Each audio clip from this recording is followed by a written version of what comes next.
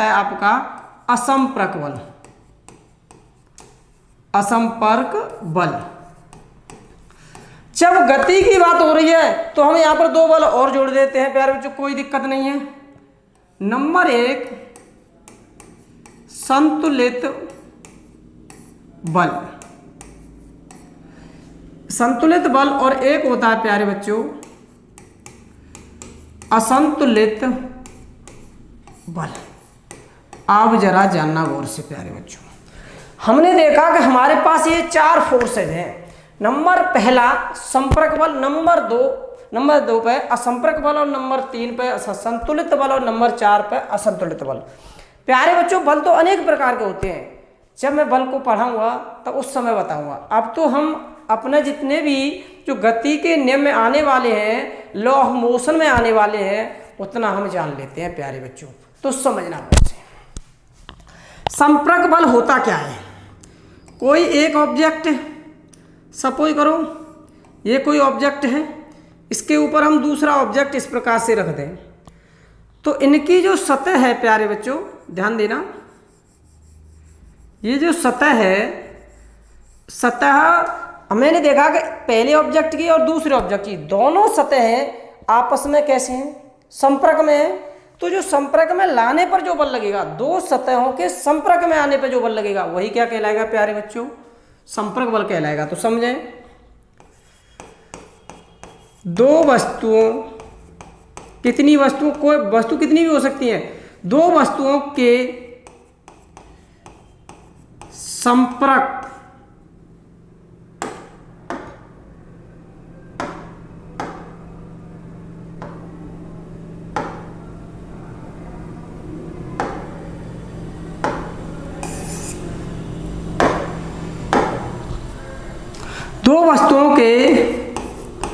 संपर्क में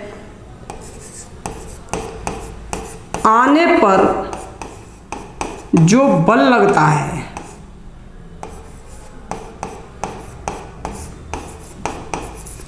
अब प्यारे बच्चों बड़ा सभी को समझना, मैंने लिखा दो वस्तुओं, कितनी वस्तु थी, वस्तु कितनी थी, एक और नंबर दो वस्तुओं के संपर्क में आने पर, अब संपर्क में कौन आएगा प्यारे बच्चों, जो संपर्क में कौन आएगी, वस्तुओं की सतह आएगी। कौन आएगी संपर्क में, सतह आएगी। जब दो वस्तुओं के संपर्क में आने पर जो बल लगता है, और संपर्क में आने वाली कौन है प्यारे बच्चों, सतह। सतह आने पर जो बल लगेगा वो क्या कहलाएगा, संपर्क बल कहलाएगा। क्या कहलाएगा, संपर्क बल कहलाएगा। असंपर्क बल समझते हैं, असंपर्क बल क्या होता है, कोई भी वस्तु यहां पर रखी हुई है, नंबर एक, दूसरी वस्तु यहां पर रखी हुई है, नंबर दो। अब इनमें फोर्स लग रहा है प्यारे बच्चों। मैंने देखा कि मैंने दो चुम्बक ले ली, चुम्बक ली मैंने, तो एक चुम्बक ये रही और एक ये रही, एक इसका भी प्लस सिरा, इसका भी प्लस सिरा। जब मैं प्लस प्लस सिरे को ऐसे करके लाऊंगा तो मेरे पे एक रिपेल फोर्स लगेगा, प्रतिकर्षण बल लगेगा, और जैसे इसका नेगेटिव इसका पॉजिटिव मैं लेके आऊंगा, तो अब मुझे इसे बाहर की तरफ बल लगाना पड़ेगा। तो ये क्या होते हैं, बिना संपर्क में आए बल लगते हैं, वही बल क्या कहलाते हैं प्यारे बच्चों, बिना संपर्क में आए जो बल लगेंगे वो क्या कहलाएंगे, संपर्क बल, असंपर्क बल कहलाएंगे। तो हम लिखेंगे बिना संपर्क में आए जो बल लगता है,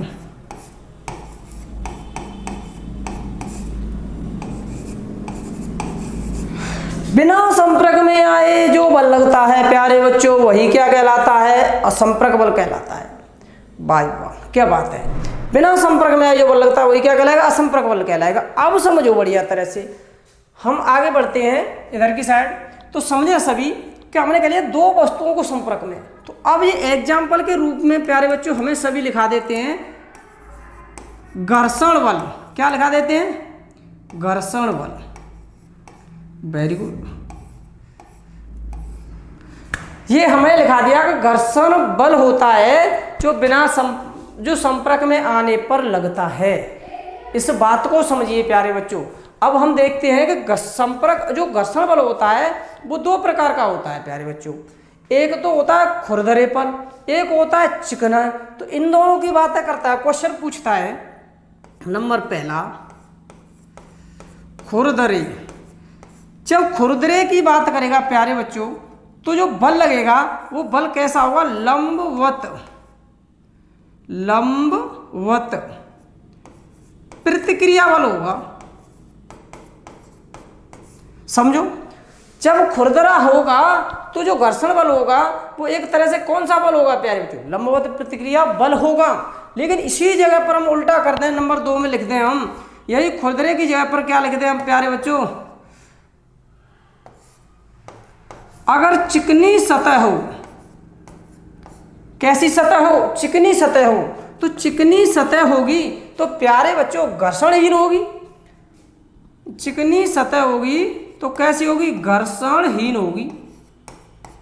प्यारे बच्चों कैसी होगी? घर्षणहीन होगी। तो अब यहां जो फोर्स लग रहा होगा वो क्या होगा प्यारे बच्चों? लंबवत क्रिया बल होगा। आप समझे दोनों को? देखो मैंने कहा दो वस्तुओं को संपर्क में लाने पर जो बल लगता है प्यारे बच्चों वो कहलाता है हमारे पास संपर्क बल। मैंने देखा कि हमने एग्जाम्पल में टीचर लिखा देते हैं कि ये हो गया घर्षण। अब घर्षण की बात तो हम कर रहे हैं प्यारे बच्चों, हमने कह दिया घर्षण हो गया, लेकिन हमने देखा कि जब बात की हमने खुरदरे की, किसकी बात की? खुरदरे की। जब खुरदरे की बात करेंगे तो कैसे बल लगेगा? एक प्रतिक्रिया बल कार्य करेगा। जो क्रिया प्रतिक्रिया बल दोनों कैसे होंगे? बराबर होंगे। जब हम किसी चिकनी सतह की बात करेंगे प्यारे बच्चों, तो चिकनी सतह होगी तो कैसे होगी? घर्षणहीन होगी। कैसे होगी प्यारे बच्चों? घर्षणहीन होगी। घर्षणहीन होगी तो उस पर कैसा बल लगेगा? लंबवत क्रिया बल लगेगा।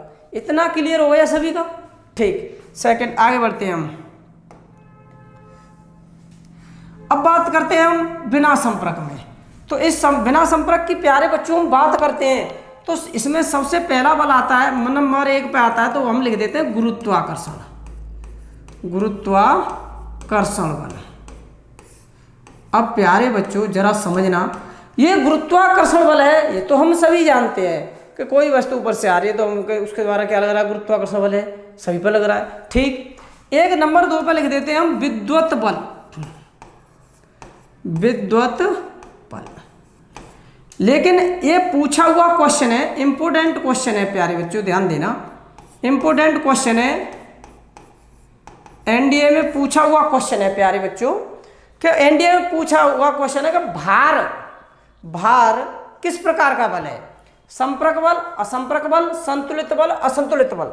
जो भार होता है, जो हमने देखा है कि हर किसी, ये पिंड है तो इस पिंड पर हमें दिखाई नहीं दे रहा है लेकिन भार लग रहा है इस पर, वो क्या है? mg। इसके द्रव्यमान के कारण क्या लग रहा है? mg। तो वह बल क्या हुआ बेटा जी? क्या हम इसे दूसरी वस्तु क्या इसे इस पर संपर्क में आ रही है? नहीं आ रही है। तो जब संपर्क में नहीं आ रही है तो जैसे असंपर्क में तो है, इस प्रकार से है असंपर्क में, और इस हाथ द्वारा इस पर बल लगाया जाए वो बल mg। तो ये कैसा बल होगा प्यारे बच्चों? असंपर्क बल होगा। तो हम कह सकते हैं किसी पिंड के भार का भार बराबर क्या होता है प्यारे बच्चों? mg। किसी पिंड का क्या होगा? भार। किसी भार का या किसी पिंड का भार लिख देते हैं हम, कोई दिक्कत नहीं है, समझिए।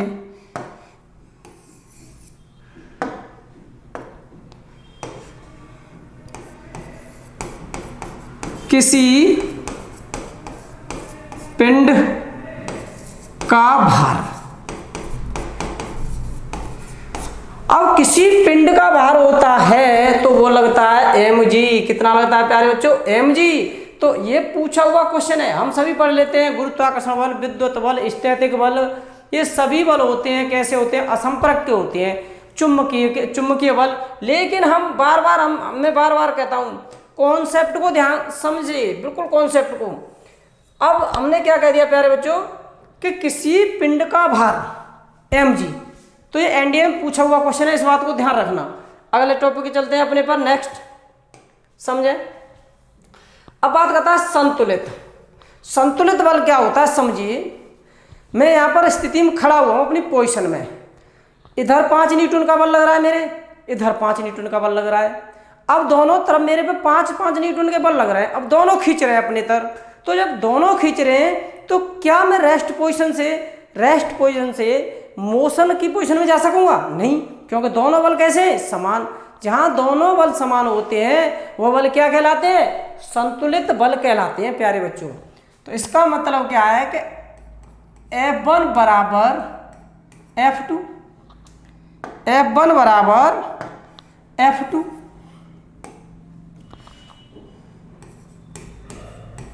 दोनों तरफ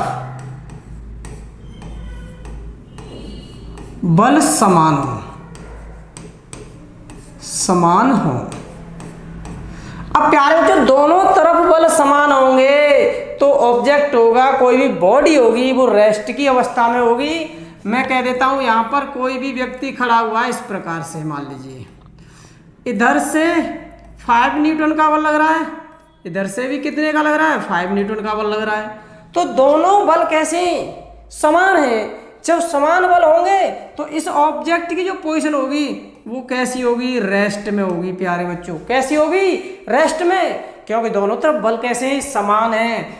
अब हम कह सकते हैं कि F1 बराबर F2 के, F1 बराबर किसके? F2 के। जब दोनों तरफ बल समान होंगे तो कौन सा बल होगा? संतुलित बल होगा। और पोजीशन कैसी होगी? रेस्ट की पोजीशन में होगी। अगला कॉन्सेप्ट समझते हैं प्यारे बच्चों, इसे समझो।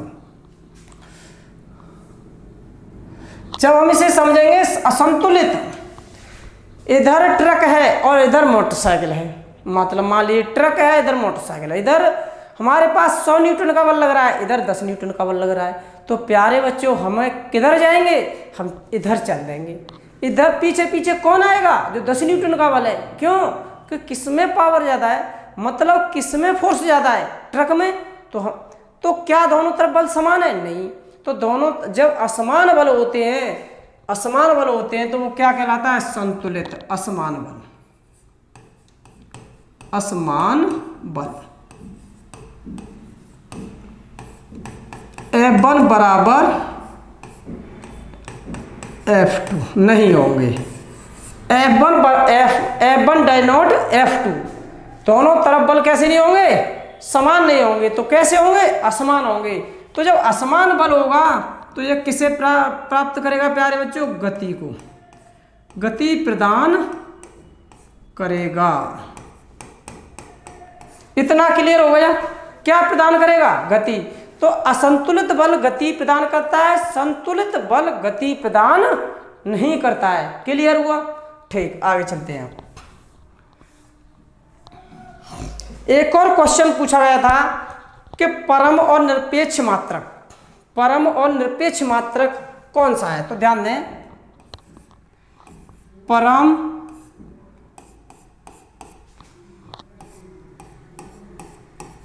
निरपेक्ष मात्रक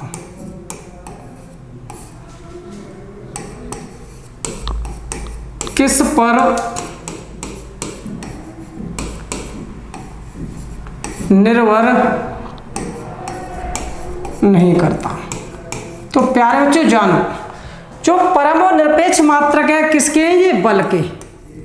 तो प्यारे बच्चों ये होते हैं हमारे पास न्यूटन, एक तो न्यूटन है, दूसरा होता है वो होता है प्यारे बच्चों डायन। ये परम और निरपेक्ष मात्रक है, न्यूटन और डायन। और ये किस पे डिपेंड नहीं करते प्यारे बच्चों? तो हम कहेंगे जी का मतलब है गुरुत्वीय त्वरण पर निर्भर नहीं करते। गुरुत्वीय त्वरण पर निर्भर नहीं करते। अब आया समझ में?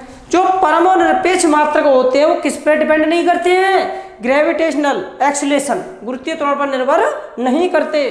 तो अब ये बल के परम और निरपेक्ष मात्रक पूछेगा हमें, बल के परम और निरपेक्ष मात्रक पूछेगा तो प्यारे बच्चों हम क्या बताएंगे? न्यूटन और डायन।